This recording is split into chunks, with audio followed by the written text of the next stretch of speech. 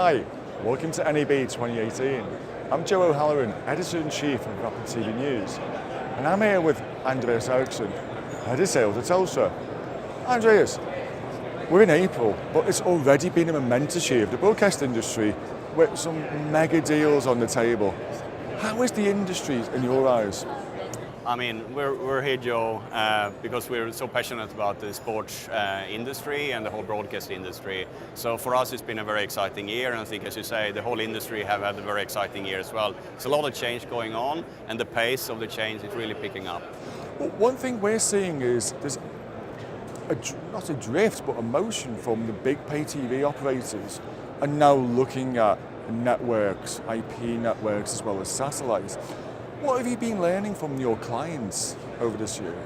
I mean, we learn a lot. One of the things we've been learning from our clients is around, how they want to do production differently, and there's very big discussion around the case around remote production. So that's really one area we've been doing a lot of work with our clients around, done specific deals, obviously, but also just working collaboratively with them. So I think that's one of our key learnings from this year. And what are the biggest challenges they're facing, and how are you addressing them? I think they have a couple of challenges. One is, of course, there's sort of an overall cost pressure in this part of the industry. So working with the cost base and doing things differently, disrupting the way things has been done. I think that's definitely one. The other thing is, of course, one challenge is that the sports rights is increasing in cost for the broadcast industry. So how do they monetize the sports rights that they buy? I think those are the two things that we see and which we're working with our clients on. And like Telstra itself has like a heritage, really a proud legacy in being an infrastructure provider. Yeah. How are you leveraging that? So I think if you look at our presence in Asia as an example, where we have a third of all sort of lit internet traffic is in Asia, is on our network. So I think we have a very strong presence there, and we really leverage that from big events and big customers that want to do things within Asia and in and out of Asia. So I think that's sort of one thing when we leverage our network into the media industry specifically. Now, again, with respect, there's a lot more to Telstra than just networks. I know you guys have been active in the Women's Tennis Association tour with the NetCam. Yeah. Is that the type of innovation that you think can make a difference in sport? Absolutely, and I think we're very passionate around the whole live sports area and very passionate about how to disrupt the way production and live sports production is done. And I think one of these things is the NetCam, where it's very exciting. It gives a completely new camera angle for the viewers and for the producer to really take advantage of. So I think that's certainly one of the examples where we want to contribute.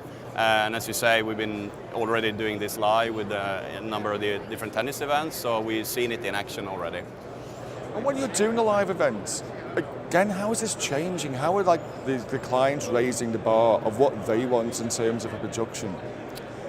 Yeah, I think, number one, you come back to the fact that they pay a lot for the sports rights. So number one, obviously they are very cautious and keen to make sure they work with the right providers, so they get the most out of those rights. I think that's one thing we see. The other thing is really the fierce competition around the viewers' time. So you need to continue as a company, as a media company, to be innovative and bring new things to the viewers. I think, again, NetCam is one contribution and one thing in that.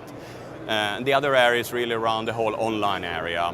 How do they, and the fact that they need to get much more content to be able to have a sort of 360 experience to give the consumer, not just the appointment viewing and the linear traditional way of doing it, but really a 360 experience to the viewer. I think those are a couple of things that we see.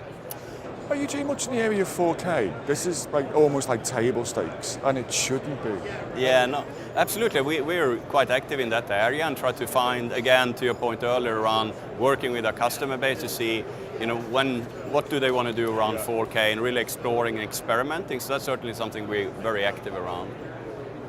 I'm just wrapping up here. It's going to be 2018.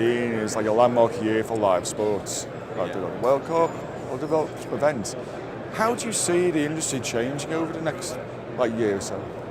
I think one thing we will see is continue a big increase focused on the whole Asia region for some of the big players. Obviously a lot of eyeballs are in Asia, so that's number one, but a lot of, obviously Asia is growing in importance for the players, so I think that's certainly one thing we will see.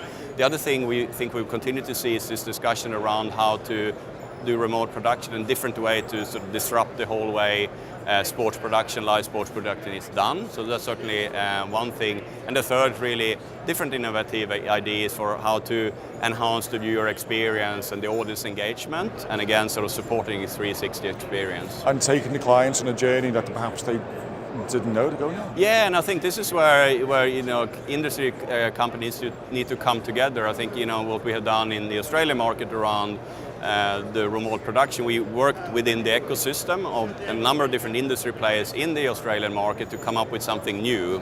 Because I think that's the key. No individual company or part of the industry can necessarily solve it on their own. They need to collaborate and really push the boundaries together. And that's today's broadcast industry. Yeah, absolutely. Yeah. Andreas, thank you very much, and thank you for watching.